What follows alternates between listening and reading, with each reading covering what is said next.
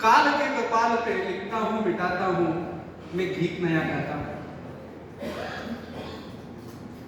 आज अटलजी, श्रद्धेय अटल बिहारी वाजपेयीजी यांचा 98वा जयंती उत्सव, त्यानिमित्ताने इथे वक्तृत्वाकरता आमंत्रित केलेल्या सर्व कमिटी सदस्यांचे आणि मला ही संधी दिल्याबद्दल आमच्या जयंत पालीवाला कॉलेज यांचे प्राचार्य, उपप्राचार्य, शिक्षकेतर कर्मचारी वृंद या सर्वांचे मी आभार प्रकट करतो आणि आमच्या भाषणाला सुरुवात करतो. मुळात काही व्यक्तिविशेष असे असतात की त्यांना जात, धर्म, पंथ आदी सर्व कोणत्याही गोष्टींची काही आवश्यकताच नसते. ते जाणले जातात तर फक्त आणि फक्त त्यांच्या स्वभावामुळे किंवा त्यांच्या कर्तृत्वामुळे. आमचे संत सांगतात, तुका म्हणे एक मरणाची सरक उत्तमची वरे कीर्ती मागे.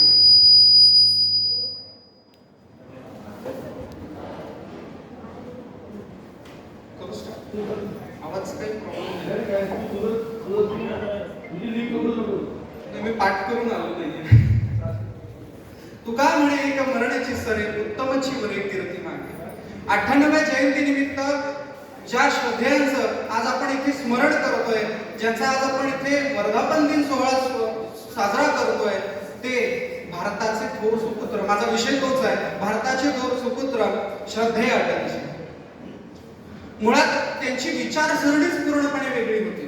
फक्त सत्ता लोभ, फक्त राजकारण या सर्व गोष्टींना मध्यस्थी न ठेवता फक्त आणि फक्त देश सेवेकरता किंबहुना भूमातेच्या सेवेकरता जे पूर्णपणे आपल्याला झोकून देतात ते म्हणजे श्रद्धेय अटलजी. स्वतःच्या गीतांनी, स्वतःच्या काव्यांनी, स्वतःच्या अमृतवाणीतनं सर्वांना मंत्रमुग्ध करतात ते म्हणजे अटलजी. उजव्या विचारसरणीचे असून अतिशय मवान व्यक्तिमत्व असताना सुद्धा जर भूमाता किंवा भारताचा विचार येत असेल तर त्या सत्तेकरता जहाजत्व स्वीकार करणारे ते म्हणजे अटलजी.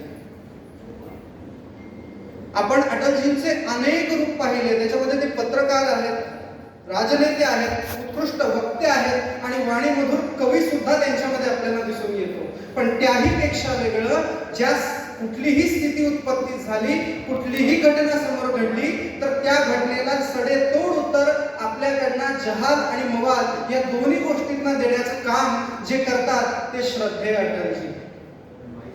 मुळात म्हणजे त्यांच्या अनेक अशा जीवनचरित्रांचा, म्हणजे मी ह्या भाषणाच्या अभ्यासाकरता अटलजींची जीवनी नावाचे एक पुस्तक माझ्या वाचनात आणलं होतं, ज्याच्यामध्ये स्पष्ट मत असं त्या लेखकाने व्यक्त केलंय की ही जी माणसं राजकारणात आहेत किंवा ही जी माणसं अशा व्यक्तिमत्वामध्ये अवतरतात यांना काही घेणे देणे नसतं. ते कोणत्या रूपात आहेत, कोणत्या सत्तेत आहेत, कोणत्या पक्षात आहेत, काही नाही. फक्त समोर एकच, ते म्हणजे कसंही करून भारताचा विकास किंबहुना जननी जन्मभूमी स्वर्गादपि गरीयसी, स्वतःच्या जन्मभूमीचा विकास किंबहुना आपला सुगंध लोकांपर्यंत पोहोचवणे, स्वयमेव मृगेंद्रता, आपण ज्या स्थितीत आहोत तिथं स्वतःला सिद्ध करणे हे होतं. मूळ असणारे ग्वालियरचे अटलजी हे स्वतः उत्कृष्ट राजकारणामध्ये जाण्याआधी एक उत्कृष्ट विद्यार्थी सुद्धा होते. त्यांनी अनेक स्वतःच्या कारकिर्दीतना, प्रत्येक स्वतःच्या घटनेतना लोकांना एक वेगळा संदेश दिलाय. पण मला तुमच्या समोर प्रस्तुत करताना अटलजींचं ते रूप प्रस्तुत करायचंय की जे सर्वांच्या मनाला भावतं. ज्यावेळेला 1942 साली त्यांनी राजकारणामध्ये प्रवेश केला तेव्हापासूनच अनेक अशा पद्धतीच्या, अनेक अशा गोष्टी त्यांनी राजकारणामध्ये लोकांना दाखवून दिल्या. मग त्याच्यामध्ये भारत छोडो आंदोलन असेल, तिथपासून जी सुरुवात केली ती अगदी अनेक गोष्टींपर्यंत येऊन ठेपली. त्यातल्या त्यात एक महत्वाचा मुद्दा असा येतो की यांच्या प्रामाणिकतेचा किंबहुना लोकांनी यांच्या विचारांचा उद्देश ठेवत यांना 3 वेळेला पंतप्रधान पदावरती स्थापित केलेलं आहे. यांच्याकरता जे जीवनी पुस्तक लिहिलंय त्याच्यामध्ये एक वाक्य मनाला माझ्या भावलं, ते म्हणजे हा असा अर्जुन आहे की तो राजकारणाच्या रथावरती आरूढ होऊन भ्रष्टाचार रूपी जयद्रथाचा वध करण्याकरता सूर्य उदित करतो, असा तो सूर्य म्हणजे अटलजी. परमश्रद्धेय अटलजींचं हे रूप आपल्या सर्वांसमोर अनेक अशा विषण्ण स्थितीतनं येतं. अनेक अशा गोष्टींचा अभ्यास करताना आपल्याला हे जाणून येतं. मग आपण म्हणतो की अतिशय मवाल होते, मग जहालत्व कुठे पत्करलं? पोखरण अणु चाचणी करत होते ना त्यावेळेच्या सद्यस्थितीत असणारे काही विरोधी पक्ष नेते किंवा विरोधी राजकारणी बरेचसे मतभेद करत होते की अटलजी, युद्धजन्य स्थितीमध्ये तुम्ही पोखरण येथे अणु चाचणी करूच कशी शकता? याच्यामध्ये जीवितहानी कशी होईल, याच्यामध्ये वित्तहानी किती होईल, पैसा किती खर्च होईल, या सगळ्या गोष्टींचा विचार केला. पण अटलजी हे जरी मवाळ असले तरी भारताच्या देशाच्या हिताकरता जहालत्व स्वतःमध्ये ठेवणारे असे राजकारणी नेते होते. सर्व गोष्टींना फाटा देत त्यांनी पोखरण येथे अणु चाचणी यशस्वी केली. आणि जशी अणु चाचणी झाली, अगदी त्याच्या काही दिवसांमध्येच भारताचे जे काही शत्रू राष्ट्र होते किंबहुना ज्या राष्ट्रांनी याच्या आधी अणु चाचणी केली होती, थोडा आवाज कमी केला बरोबर. हॅलो, येतोय आवाज? अणु चाचणी याच्या आधी ज्या राष्ट्रांनी केली होती की जी राष्ट्र भारतावरती वर्चस्व स्थापन करण्याचा प्रयत्न करत होते किंबहुना त्या विचारात होते, त्या विचारांना त्यांनी मोडीस घालून भारतासोबत मैत्री संबंध करार प्रस्थापित केले. ते करून दाखवून दिलं. ते म्हणजे श्रद्धेय अटलजी. म्हणजे स्वतःच्या कामात नव्हे, स्वतःच्या पक्षात नव्हे, स्वतःच्या सत्तेच्या जोरावरती नव्हे, कोणालाही स्वतःच्या वशीभूत करण्याकरता प्रभावापेक्षा स्वतःच्या स्वभावाने त्याला स्वतः जवळ करणारे ते म्हणजे श्रद्धेय अटलजी. भारतभूमीच्या अनेक अशा विकासासाठी कामं करत असताना अनेक असे बरेचसे पेच प्रसंग, अनेक संघर्षाची वेळ, अनेक त्रासाची वेळ त्यांना सामोरे आली. पण तरीही त्यांनी त्या सर्व गोष्टींचा अतिशय निषेध केला.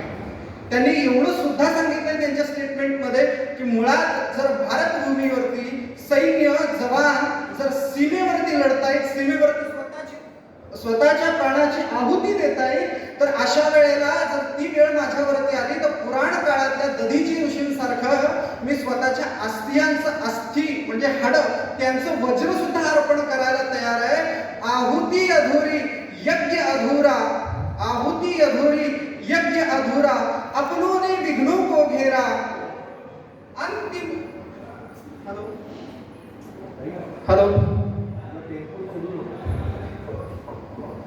कसं आहे मुळात भाषण हॅलो माझी लिंक तुटायचा काही प्रश्न येत नाही, काही अडचण नाही मला. कुठपर्यंत ऐकलात तुम्ही? चला आपण परत बोलूयात आपण. आहुती बाकी यज्ञ अधूरा, अपनों ने विघ्नों को घेरा. त्यावेळच्या राजकारणाची स्थिती अटलजींनी त्यांच्या या कवितेतनं मांडली आहे. काय? आहुती बाकी यज्ञ अधूरा, अपनों ने विघ्नों को घेरा, अंतिम जय का वज्र बनाने नवदधीची हड्डियां गलाए, आओ नया दीपक जलाए, आओ नया दीपक जलाए. ही कविता त्यांनी सादर केली आणि त्याच्यातनं त्यांनी बळ दिलं. फक्त राजकारण्यांसारखं किंवा आत्ताच्या राजकारणाच्या स्थितीनुसार फक्त घरी बसून मला वरवर काळजी आहे असं न दाखवता कारगिलच्या युद्धामध्ये प्रत्यक्ष त्या युद्धभूमीवरती जाऊन सैन्याचं मनोबल वाढवण्याचं काम त्यांनी केलंय. भारताला नतमस्तक करण्याकरता पाकिस्तानाने नवे ते वेगवेगळे प्रकार केले, पण त्यावेळेला अटलजींनी साध्य केलं आणि स्पष्ट सांगितलं काय? एक नहीं दो नहीं करो 100 समझौते, एक नहीं दो नहीं करो 200 समझौते, पर स्वतंत्र भारत का मस्तक नहीं झुकेगा असं सांगणारे श्रद्धेय अटलजी होते.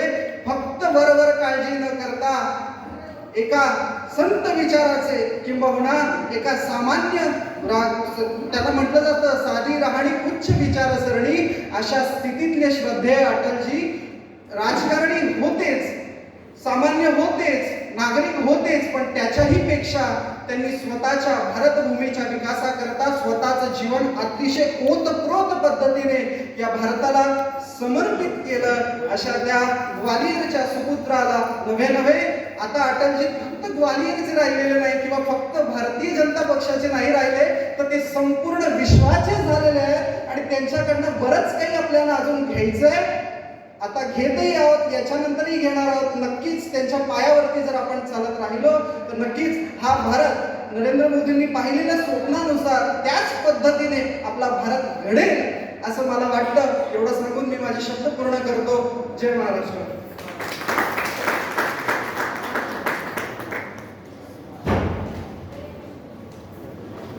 तरी आजच्या